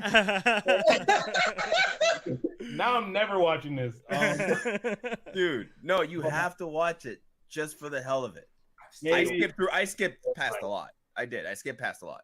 I'll jump in. And the movie's only like 80 minutes long. It's not even a full-length feature. Oh, that's how you know a movie's bad. If it's under 90 minutes, it's bad. Yeah. You're right, though. You're not wrong. Yeah. Hey, Kroger, how you doing over there? Look at this photograph. Oh, look at his face. Anyway, I love your face, Dave. I missed you. I watched Cardinal. And Cardinal is a police drama, Canadian-made, based on the novels of the same name. It stars, actually, I'll give you the names because everybody would like to know who stars in this show. Cardinal. Great show starring French actress called Vanessa. Billy Campbell plays Cardinal, and there's a couple others. It's hella Canadian, but it's so good. Is it? I've seen this. Oh, it's Netflix too, right? No, I haven't. I'm watching it on what's it called? Crave, no? Crave. Oh, okay. I feel like I've seen it on Netflix too for some reason. It's on CTV and Super Écran, which is still on. Okay. Super Écran. Oh man, I'm sorry for all our French listeners. I'm not. Yeah, I like. No, he was just making fun of the fact that you did a French accent with it. Billy Campbell's not bad. He's a pretty good actor, actually. No, he plays the tortured detective, like super smart, like gumshoe detective. Okay, Is Cardinal based on him or the girl? Cardinal's based on him. He's Cardinal. Okay. He plays the lead character as Cardinal, as John Cardinal, the troubling, brooding police officer in Algonquin Bay. So like, can't get that is mad. Like not far from me. Algonquin Bay. I've gone camping in Algonquin Park. Oh shit! Yeah, so. Did you bump the Cardinal? Was he solving mysteries? He was solving a murder nearby when I saw him. There's a daughter. Someone's daughter was found in the woods. The show, it's 4 seasons based on, well, there's 5 books, but they only did like adapted 4 of them. Each season is 6 episodes. For all you guys that like quick shit, it's good because it gets it done. Story is good, well written, and it's kind of like what would I compare this show to? I would compare Cardinal to like poor man's Columbo meets Luther with a touch of Bones. Wow. Oh, interesting. So like not so intricate as Bones, but like it gets intricate as Bones, where it's like Campbell when he gets on. So basically, if he doesn't sleep or he's just like really brooding, when he gets on, and then like really brooding. Season 2, there's a whole plot in season 2, and then there's this like mini subplot about what happens to the character's wife that they wrap up in like, I'm gonna say an episode and a half, but it feels like they did it over 4 episodes. Oh, okay, that's good. It's well done. So I'm on the. Go on. I like TV shows that can, like, when you watch something, what you're watching is 25 minutes, but it feels like you watched a movie. Like, if you can give me that type of immersion where time doesn't exist, and I'm just like, at the end of it, I'm like, wait, how long was I gone for? Where, like that shit really makes me happy. So I respect it. This is the guy. So the lead actor is the guy who did Rocketeer. I didn't know that. Oh shit! Really? Oh my god! Yeah, he's the Rocketeer. Is that how old he is? Remember, Damn. how old were we when Rocketeer came? Yo, to our Generation Z and Generation Alpha listeners, Rocketeer was a movie in my day. It was a man on a string with a rocket strapped to his back. That's what. I'm pretty sure it's based on a graphic novel, no? The Rocketeer? Yeah. Yeah, it was a comic book or something when we were kids. I remember being a kid and thinking the Rocketeer was Iron Man. Yeah. It's an Iron Man movie, and I was like, oh. I respect it. I respect it. His birthday was yesterday, so happy birthday, Billy Campbell. If he's listening. Thank you for the Rocketeer. I love how random it is when you like see a celebrity's birthday. I was watching something the other day, and I looked up one of the actors, and it was just like February 22nd. I was just like, hey, that's my homie's birthday. And I was like so excited. I was like, this actor shares a birthday with my friend. There you go. Hilarious. We're related. Yeah. So I recommend Cardinal, and secondarily, very quickly, I've been rewatching Boy Meets World from season 1, and I'm gonna go to the end. Why? Boy, I love the 90s because none of that shit you can do on TV now. Yeah. Listen, there's literally a scene where, keep in mind, Corey, Topanga, Sean, they start off being 11 years old in 6th grade going into middle school. Yeah. There's a scene where they go to they're teaching swim etiquette or how to dive in school. And Corey and Sean are afraid to take their towels off, whatever. And they're all shy and they're pale. And Sean's like, man, you're super white and pasty. And you're white. And Topanga shows up. And this is the third, because Topanga only showed up midway through season 1. Yeah. So, and this is when she's still weird, right? And they're like, hey, Topanga. And she takes her towel off. This is an 11-year-old girl, right? The fake crowd is all like, woo! No. Yeah. No. Wait. The fake audience sound effect was woo to an 11-year-old girl in a bathing suit? For sure. God, I kid you not. 100% believe it, and I'm sure that won't be the only time. Listen, there's a season 2 episode 2 called Pairing Off. Everybody's obviously in high school. People are hormonal, and they get a substitute teacher. How do they depict this substitute teacher? The first shot is of her backside. Oh my God. No. Yeah.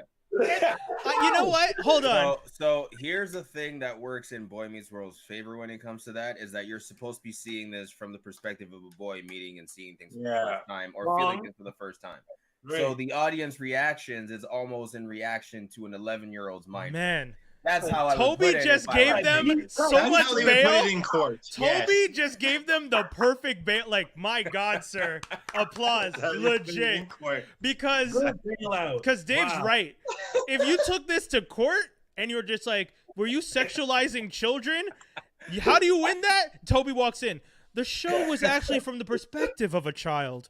In understanding the child's psyche, we see that the audience reflects what young Ben Savage as Corey was feeling in that moment. Motherfucker. That's how Tobi gets his bonus right there. Well done, sir. Well done. So my reasons for watching the show. That's hilarious. Reasons for watching the show. I don't know if you guys remember. Wait, hold on. What was Brandon saying? Yeah, sorry, Brandon. What were you saying? I was just saying. Then you have some perverted guy who's like, I see myself as an 11-year-old. So it's the perspective of an 11-year-old. I see, and I stared at this woman. Oh no! Oh man! No, that would actually hold up. That would hold up. Oh my God! Oh man! So ridiculous. All to say, the show aged well. I'm only watching it because I don't know if you guys remember, probably too young or old for this, but at some point during season 2, they just stopped showing new episodes for like 6 months, and then they just came back one day. It's because everybody went through puberty. So at one point, literally, they're still short in season 2, and then the show comes back from a hiatus, and then everybody's tall. That's awesome. So I want to pinpoint that episode and when everybody switches up and hit puberty, because that literally blew my mind as a kid, and I want to know if it's the same kind of crazy transition for me now. But Danielle hasn't really watched Boy Meets World. She used to watch. Okay, check the age difference. Danny's first experience with Boy Meets World is watching it late night on YTV. Oh wow! Right? Wow. Versus us watching it Friday night at 8:30. Yeah. On what? Yeah, on ABC. On NBC or whatever. Friday TGIF. Yeah. It was ABC. Yeah, ABC. Yeah. I actually missed the Friday night lineup thing. I don't. No, I don't. I'm an adult. I want to be out on a Friday night. Yeah, I hate having to be home on a Friday. Be like, damn it, do I want to go out or step by step? Yeah. What's crazy about this conversation is I literally just had the same conversation this past weekend with some friends while we're playing cards, just hanging out, and like we started talking about like old TV shows, and then we all just get nostalgic and start talking about we're like, I watched that show too. Me too. What time? Fridays, all Saturday morning, ABC, Fox. Like, did you guys talk about City Guys? Do kids still have that? I just enjoy. No. Man, Saturday morning cartoons was such a big deal. Oh my God! Your cereal, you're just sitting there with like eating my cereal, watching Ultimate Muscle. Yeah, some of the best. Muscle. Wow! He did. Wow! Ultimate Muscle. Yes. Nice, neat, very neat. However, here's the thing about Saturday morning cartoons. Look at all of our rooms right now and what's filled in them. Them niggas pimped us, all right? Like, they got us. They got us. They got us. Yeah. No, he's right. He's right. They got us. They made those shows literally to sell toys. Lo and behold, we bought the toys. They were. Here I am 30 years later, still buying the toys. You sick bastards. I'm a grown man. Well played, you bastards at Hasbro and all the other toy companies. You got your claws in early, you sick fucks. You sick fucks. And they'll keep getting us too. I know. 100%, man. Jeez. Oh no, we made a collectible version of this thing you watched as a kid. It's repainted. You sure you don't want this third version of the same thing? Remember when you couldn't afford this at 4? Well, now you're 35. Remember when the ads used to say, "Speak to an adult"? I am the adult, bitch. Yeah. I'm buying it myself now. God damn. Here's my credit card. I don't need to talk to my mom. Oh shit. Yeah. Okay, kids. We got one last segment. Geek news and rumors. Geek news and rumors. Flipping off of what Skinny just brought up about Boy Meets World. I forgot to write it down, but you guys know that the star of Boy Meets World is the brother of the kid from the Wonder Years, right? Yep. Yes. Okay. Dan and Ben. Ben Savage and Fred Savage are brothers. Oh, Fred. I just said Dan and Ben. I was so confident. I was so confident. You know what you're saying? Dan was the voiceover. Was it? Yes, the actor who did the voiceover for the Wonder Years is the tall guy from Home Alone, the thief. Dan. I don't remember his last name. Yes, that's the guy who does the voiceover for the Wonder Years. You should have stayed on the Wonder Years. But yeah, I bring that up because Lee Daniels, who's did Empire and a bunch of other shows, I think Stars is the other one that he did, or some other whatever. But Lee Daniels is making a reboot of the Wonder Years set in Alabama in the same era, the same 60s era. Oh, that's gonna be racist. Yeah. That might have to be the title. That's gonna be racist. That's gonna be racist. In short, that it's a bad idea. Just move on. I don't think this needs attention. I don't know why that needs to be even in any way associated with the Wonder Years. Yeah, so that's what Jawz D is not on the show this week, but he in the comments to my post about this, he wrote, "Oh, it's funny because we already had that in Everybody Hates Chris," and like he named like a bunch of other shows that had black coming of age stories, and I agree with him. I don't understand at all why you would need to do, like, you don't need to do the Wonder Years as with a black family.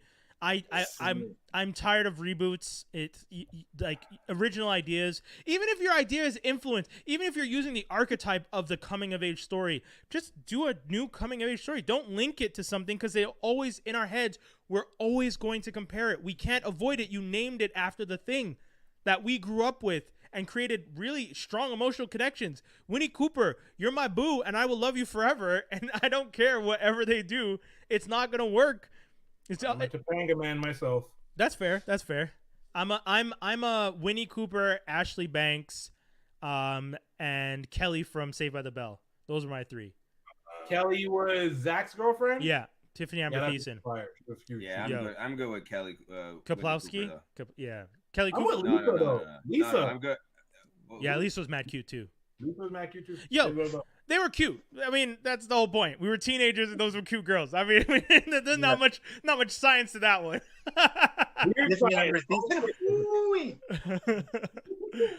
Dave, had a crush on Alex Mack. Yes, Alex Mack was dope too. Okay, Alex Mack started off like, whatever, and then somewhere around season 3, you're like, oh, yo, you can wear a dress. Not to sound like that, but I mean, it's you take off the hat, you're like, yo, Alex Mack. Yeah. Let's change topics now. So thank you. Back to rumors. Florence Pugh, who we talked about before, Pugh, I don't remember, to take over as the Black Widow. They're looking at so she's been tapped. Supposedly, Scarlett Johansson is going to be moving on to other projects. The character is dead in the MCU. The baton. Yeah, it's a smart way considering how they ended the movie franchise with Endgame. Yeah, it'd be a smart way to be able to bring back Black Widow. Yeah, it's a smart way. Oh, by the way, Daniel Stern. We just got it from someone in the comments. Thank you. Daniel Stern was the voiceover for the Wonder Years. So I mean, I'm excited for it. Scarlett Johansson is cool, but she keeps doing mad problematic shit and pissing people off. Like, you can't stop almost taking. Sorry, Brandon. I didn't even know she did something. Well, she keeps almost taking roles that she really shouldn't be taking, and then when people are like, hey, Scarlett, stop taking these roles. She like gets defensive. Like, I'm an actress trying to express myself. I have the freedom.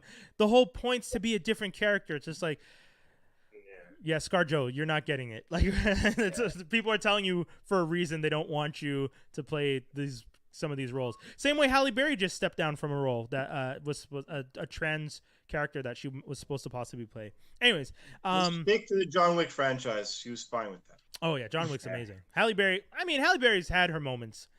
Yeah. Well, Skinny, we made a face. We got thoughts? I'm saying. I'm not gonna say nothing regarding the whole role thing. I'm leaving that alone. But speaking about roles that she fucked up, she screwed up Storm, but maybe Janella Monae will do a better job. Monae? Sorry, that's your name. Damn it, I tried so hard to do a good say. No. Hey, that is. I'm not mad at him. Title. I'm not mad at him. That is. You have to put her photo, and it has to say Janelle Mono. Monae. I said Mona. I said No, Mona. man. What is Janelle Mono? I'll listen back to it. But you said Janelle properly. You definitely didn't say the last name properly. And that's okay. I did not. I'm horrible with names. That is I tried. fantastic. I know. But you know what? I give you. Janelle, You know what though? Janelle has acted in different things. I'll give him points for the segue attempt though. Yeah. He went for the three. He missed it, but got the rebound. Good job. Okay. Yeah. All right, we'll give that to you. I'd say he recovered it before it went out of bounds. He did one of those. I think Janelle could actually kill the role. To be honest, Oh man, I've seen her act in a few things. Don't get me wrong. Agreed. She's great. She's actually a very good actress. But as Storm, nah, homie. I need.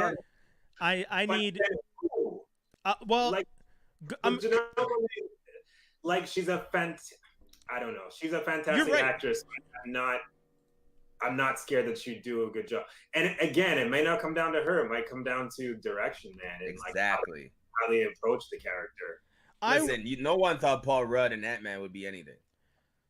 That's true. That's very true. Okay, People said the same thing for Heath Ledger. Yeah, man. So I said it for Heath Ledger. She has. Some I hate you secrets, motherfuckers man. sometimes with your fucking good points. That shit's so aggravating. I was about to be like, she can't do it because, and then you assholes come in with, well, these other actors did amazing jobs, and it's like, fuck. It comes down. I have your storm. Who? Okay, you guys have all seen Dear White People. Yes. Oh. Not the lead actress. Ashley, the friend? Coco. Ooh, yes. Blessed be. Coco is the lesbian, the girl that has a dog. She's a lesbian. She's like dating. Actually, shit, yeah, Coco, or even her best friend, the stuck-up one that was in Atlanta. Ashley's in Atlanta? I think so. Nah, man, I'm taking Janelle. This girl still. I still want the girl who plays Bill Quist on American Gods. Yete, the Nigerian girl. Yetide Badatki. That could work. I probably fucked up that name bad too. I'm sure she's a good actress. She is. And I've never actually seen American Gods, really. So that's fair. I think because that's the thing. Janelle Monae is great, but you know what, man, y'all suck. Because I really can't say it. If Janelle Monae is a good actress, she's a good actress. What are we really looking for? We're looking for some kind of like Beyonce style star power for Storm, without really looking for Beyonce. Antoinette Robinson. Who? Sorry. Antoinette Robinson. That's Coco. Yeah. Sorry. Yeah, my bad. I was thinking of the other girl. Who's the girl that has the dog? The West Ashley Indian. Blaine Featherson. So Joelle. Okay. She looks just like Janelle, this Antoinette girl. they actually have similar structure. Shut up, Tobi. You know who's the better Storm? This clone of Janelle.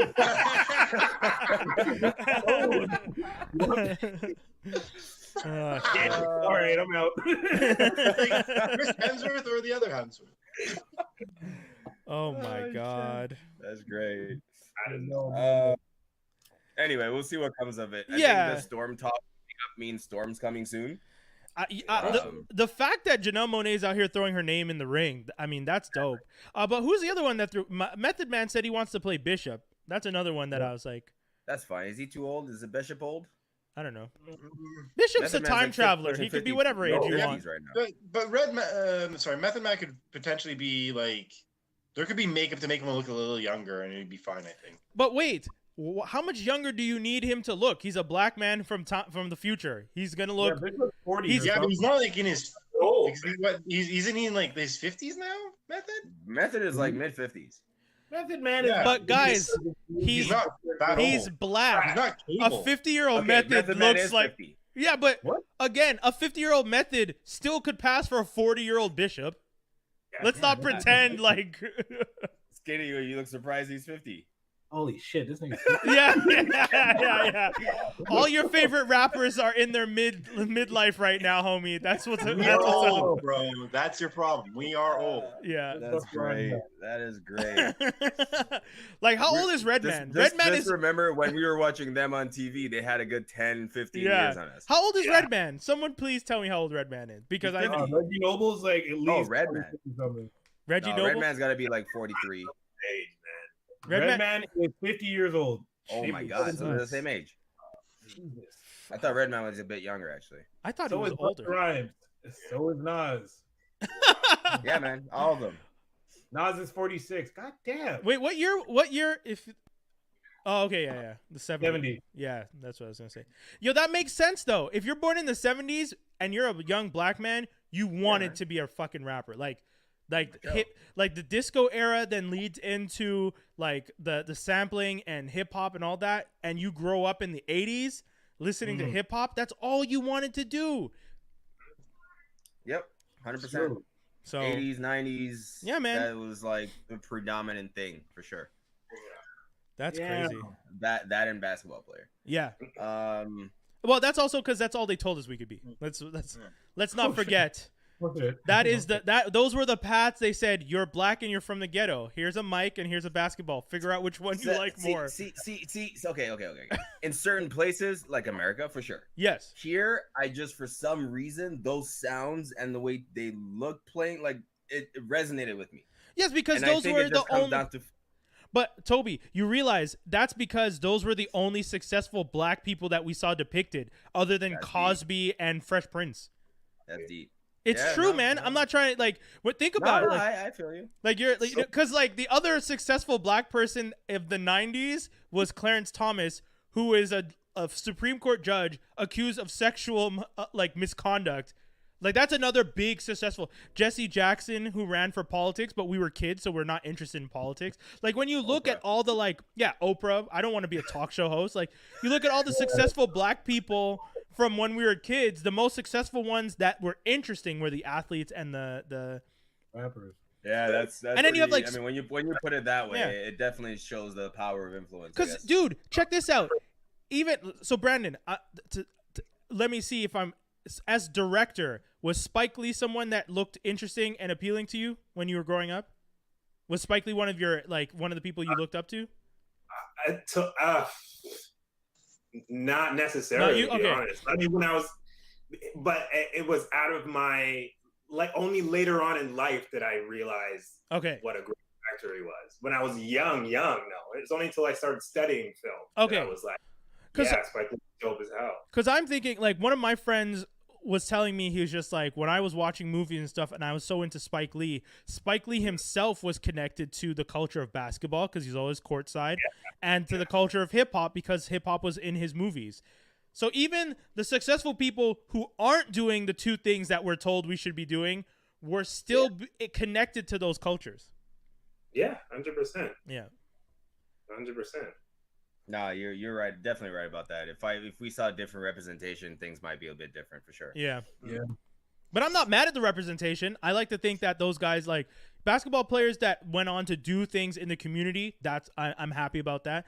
And the rappers that grew up, it's dope seeing the rappers we liked growing up be like Jay-Z is a successful businessman who's married to one of the most successful singers and is constantly doing things in the community. And the next generation looks up to him and respects him. Dr. Dre, a successful businessman. P. Diddy, successful businessman. Right, but they all had to come in through the same routes, right? Yeah. To get to the points where. But that speaks volumes, man. The fact that they had to start there for people to believe in them to do something else, or for their own way to like make their own path, they had to start in the same place. Yeah. Fucking nuts. It's crazy. That's crazy when you put it that way, because Dr. Dre was pretty much on his way out the door, and it took him getting a white rapper to get back in. Yeah. It says so. Hey man, you know what?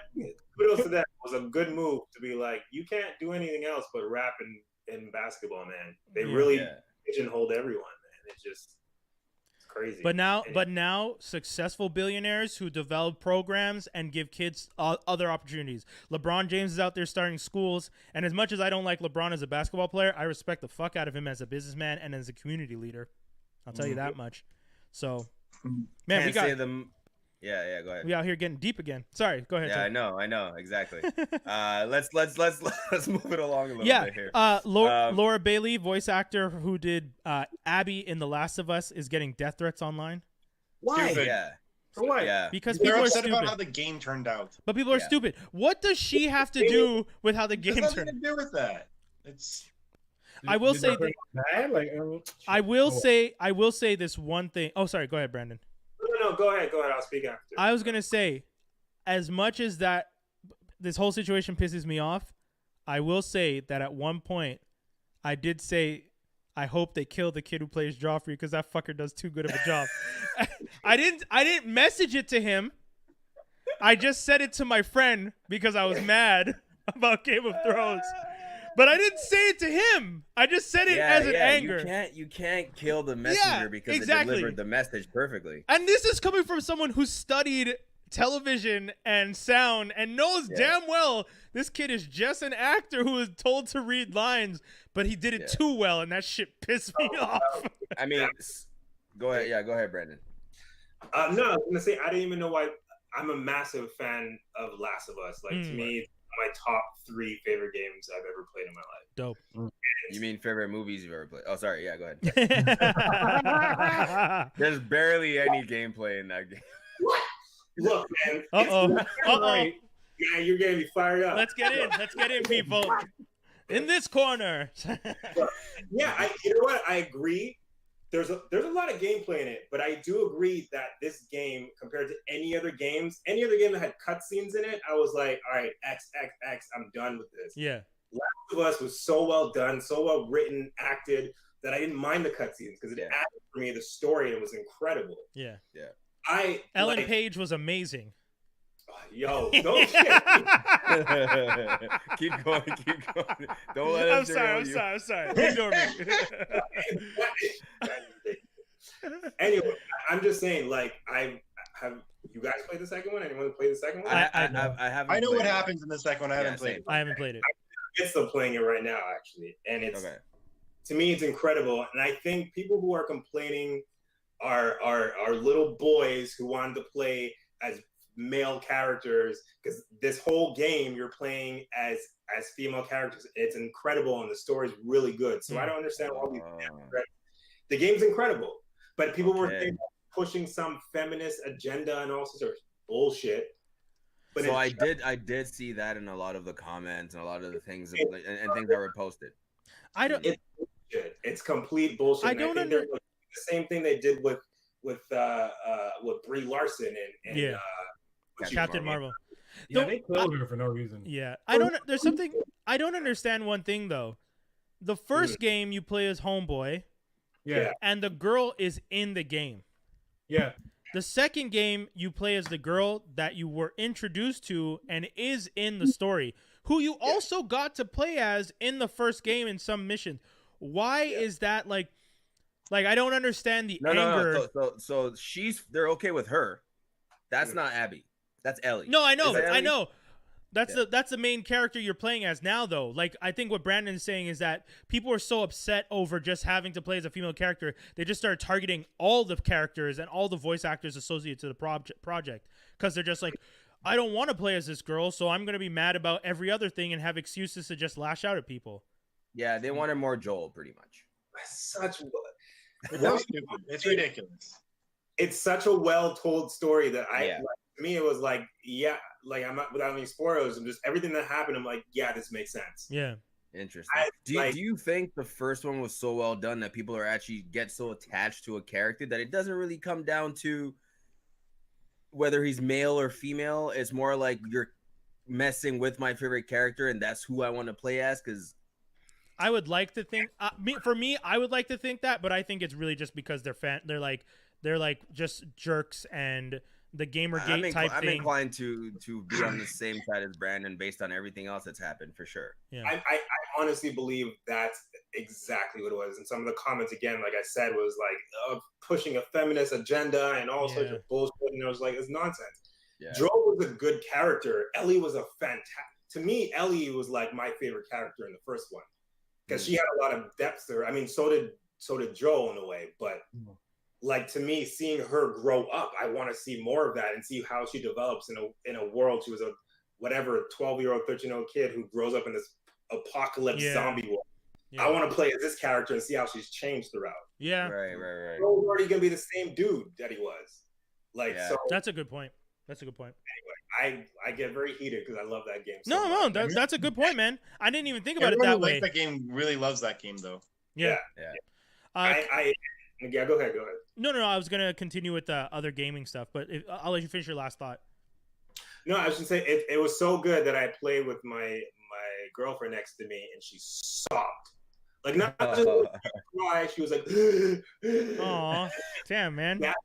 Good. And that's the second time I've seen her doing that. The last time was playing the first game. Oh shit! But it's so written that it really brings you in. It's so well done that I'm afraid that the movie that they're going to make about it is not going to be as well done. How could it be? And why do you need a movie? Yeah, I know. That's exactly what I'm saying. This is practically an interactive movie. Yeah, Skinny Ring. It is, but you don't need live action, man. Anyway. Yeah. Anyway. Continuing with video games, Xbox reportedly interested in acquiring WB Interactive. Why didn't you read it exactly as I wrote it? I opened the article. What did you? Microsoft. You just wanted to say that, really? You want to say I'm moving along. Micro hard for Batman. That's well. You know what's funny? You know what's funny about that though? Here's one of my questions because I don't understand how gaming works. So you guys clue me in. A gaming studio is looking to buy WB Interactive, which makes video games, but Warner Brothers owns the characters.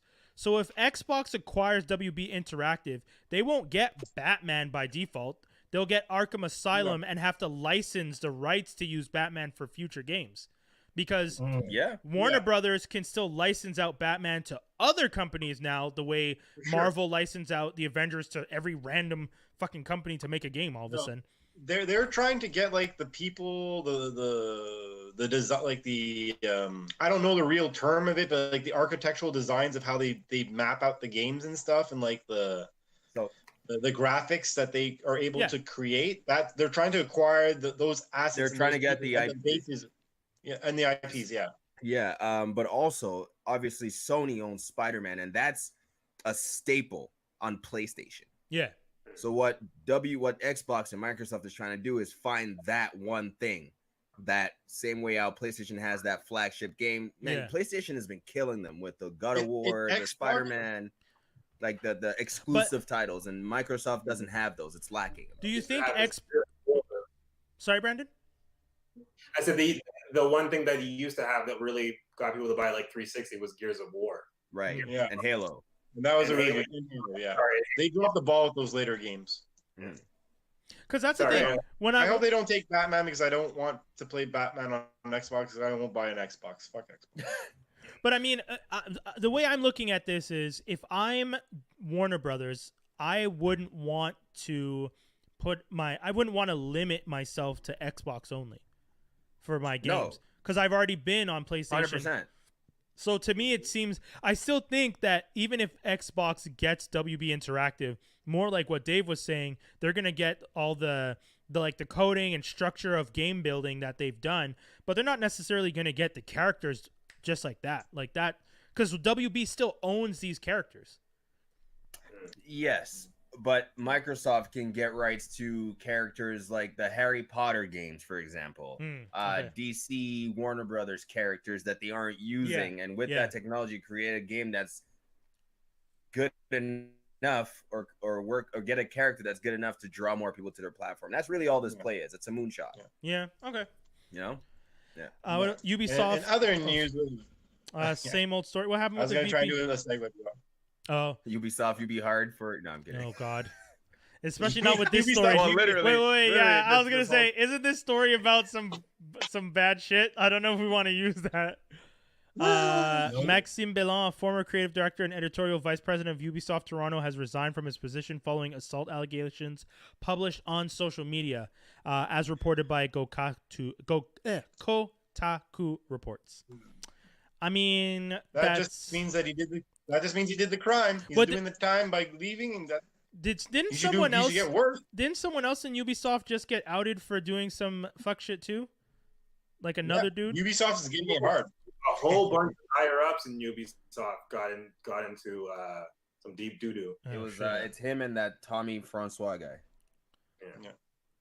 Same thing. So I think there might have been some weird like leadership ring of, you know, sexually assaulting your employees or some BS that's gonna come out of this. And it's just like I said in the doc, it's just the same old story of just men abusing, and making everyone else look bad. Like they were telling women to be wary of him around the office. That's bad, man.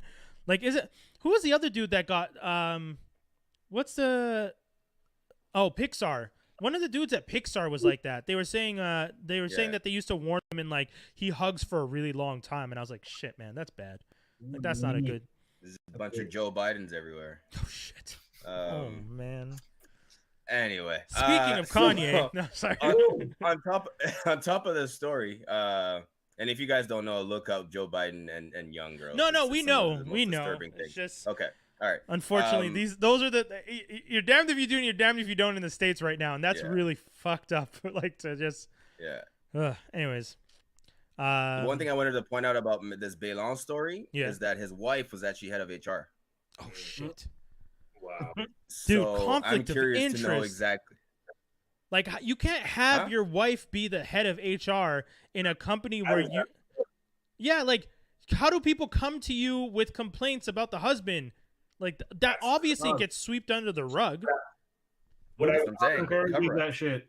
Sorry, Skinny? What I wonder if they Ubisoft encourages that shit. They literally like want people within the company to marry within the company. They encourage that shit all day.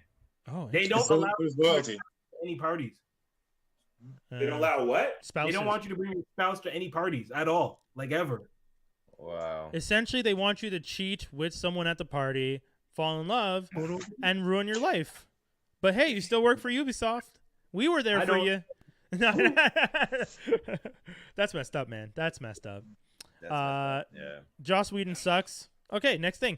Let's move on to the rumor. Yeah, because we don't have a lot of time left. WandaVision series order up to 9. The rumor comes from the fact that a stunt person updated their resume to say that they worked on stunts in episode 109. Naming conventions and numbering conventions for television shows, usually 109 would be season 1, episode 9. So a lot of people are assuming that WandaVision is going to have 9 episodes, which is pretty cool. Yeah, crazy. And then they're about to start filming again for whatchamacallit, Falcon and Winter Soldier, right? That was the other thing. It's not there, but Spider-Man's filming in September. Cool. And then Michael Keaton in the Flash movie, meh. But Batman Beyond with Michael Keaton, fire. Would be amazing. It would be amazing. What do you think, Skinny? I mean, as him playing old Batman. Leave DC alone. Okay. Yeah, you're really off the DC train completely, huh? Yeah, dude. I agree. Stop talking about Batman for 2 weeks. Let's go 2 months without talking about Batman. He's not wrong. I want to hear it. He's not wrong. Yeah. Don't do Batman for. Let MCU have one flop, and then start looking. They did. That's never gonna happen. Who was the flop? I mean, other than Thor. No, I'm talking about movies. I mean, Humans was not MCU. Yeah, that's TV. That's TV. I'm saying give them one movie flop where the movie is like bashed by fans, bashed by reviews. DC, and even then, DC, sit down and start planning. Don't throw one out to throw one out. Start planning. You know what Marvel's done though is they have a formula, man. There's never going to be a flop because they'll always do just well enough. I know. We've talked about it. They literally have a formula that it's working, so don't change it. Just keep doing the exact same thing. People will go see it. But they're at a point where they just got to the sweet spot. Like they literally had to come up with their own gumshoe up until this point, and then they got the character they wanted back. So now they don't even have to try.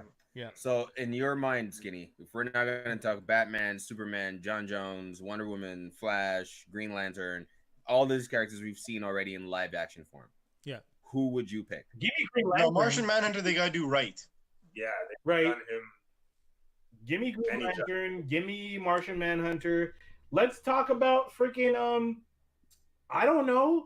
Like, there's so many. Okay, the dude from it's gonna bother me, man. He's a black superhero with his psychic rocket. Oh, Icon. Icon. Boom. There's Icon. There's Static. There, and I'm not even just focusing on black heroes. There's on the other side. You can do Nightwing. You could do you could do Red Hood finally. Nightwing technically falls under, but those technically fall under Batman. Same with Batman Beyond. Yeah, but that's Batman Beyond is not about Batman. Technically, it's about. I mean, Bruce Wayne is still the lead in Bruce Wayne's still heavy in Batman Beyond. He'll also still be mentioned in heavy Nightwing, probably. Yeah. No, because if you do the story with Nightwing where he gets mad and leaves and moves to Bloodhaven and legit starts over, Batman's not in Bloodhaven. He's not hanging out with him there. He's not guiding him. It's Nightwing as a graduate doing his own thing. But, I mean, I get what you're saying for Nightwing, but we already have Nightwing in Titans. At that point, I would say... Nightwing movie. I know, I did want the Nightwing movie. But then you're essentially getting a Daredevil with visibility, with sight. That's at that point. Yeah. Because the fighting style, the weaponry, that's almost all the same-ish right now. That's true. Apparently, there's a rumor that someone told me. I don't know how much truth is it to it. Hey, rumor segment, baby. Hit us. Yeah. That there was not going to be any Terry in it, and it was about Barbara Gordon. Like if they do this Batman Beyond movie. That's what I heard. It would be Barbara Gordon? Yeah, I don't know how much truth is in behind. But wait. This is my problem. This whole thing. He's doing a slow clap. You know it's bad. When you clap in between every word, that's the same as when you write a sentence and put a period after every word. It's like, listen to me now. I don't mind female-led movies. But not, or anyone else led movies, but not at the cost of the original. But not, also, don't call it Batman Beyond if you're going to give it Batwoman, like Batgirl. Doesn't even make sense. Doesn't make sense at all. Yeah. Just, they need, oh, man. Not Terry? That's rude. That's rude. It's a bad rumor. You can't call something Batman Beyond and have no Terry. Yeah, no. It doesn't make sense. Oh, shit. Guys, we got to wrap it up. I didn't realize. Man, we have so much fucking fun every time. I know. But I gotta thank you for coming by, Brandon. Yeah, man. I gotta say to all the people who've been tuned in, y'all stayed because we had consistent people just hanging out, watching the show, hanging out, talking to us. So we appreciate it. On the weekly. Oh, the numbers are even still going up as we continue. I don't even want to say Lee J's last comment because I feel like we broke the streak already by not. I saw. Yeah, I saw. I mean, we did mention Stern. We just didn't mention. I'm not doing it. Yeah, I know. Brandon has no idea where we're talking about. And he doesn't need to. Hey, so bye, Brandon, you know what? Let me tell you a show. story about someone who can't direct TV. No, I'm joking. I'm We're joking. good. Brandon, anything? Keep going to the next week. Brandon, anything you want to tell people before we all sign off? Be safe. That's so funny because that's something we say every week. Promote your shit, man. Moving Mind Studio has stuff going on. Y'all been playing games. What? Moving Mind. You guys have been playing games online, been hanging out. Yeah, we're doing some hangout stuff. We're working on developing some things. Yeah. So, as I said, if things, knock on wood, come to fruition, I'm coming straight to you, man. Also, Campus Law. You guys did the commentary for Campus Law, right? Yeah, we did. Yeah. Yeah, that's dope. So if you guys want to check that out, they can check it. What's the page? Yeah. I'll let you say it. We might on everything. Yep, Moving Mind At Studio. Bong bong. At Moving Mind Studios. No S. What'd you think of Rick and Morty, by the way? Oh no! Why? No. Do you like Rick and Morty? We gotta sign off. We gotta sign off. Who's the person? Dan Harmon? No! The name was said. I'm hanging up. I'm late for something. I don't need this. Have yourself a great week. Did it? You were great, and I'm signing off. No, don't close. You're gonna mess up the framing. I did it. Okay, boys. Yeah, she left. Yeah, she left. Motherfucker. Anyways, guys, that's the whole show. It was a fun one. And Dave's not coming back next week because he just bounced out before we're done. Have to kick his ass out. But yeah, anything. That's it, guys. That's pretty much it. We're number 3 in the city for top 10 podcasts, and we've been doing it for 5 years. Oh, I actually found our legacy number the other day. This is episode 260 something. Our legacy's not. Yeah, crazy. We've done 200. We've done clips on YouTube and doing. Anyway, we'll talk offline, Brian. I want to talk to you about some stuff. Oh, cool. Okay, man. That's it, guys. We're signing off. Thank you for tuning in once again. Peace. Don't drink and drive. Always wear your gym cast. Safe sex is good sex. Wear helmets when you ride bikes because the city is treacherous. And watch speed that they're supposed to be watched in. You get that? Wait, what? What'd you say? Watch movies in the proper speed that they're supposed to be watched in. Oh yes. Yeah. Watch movies at 1.75 because that's the speed that they are naturally made at now, and everything else is slow. Okay, we out, y'all. Devin volunteering already to take Dave's spot. Peace, y'all. Peace. Wow.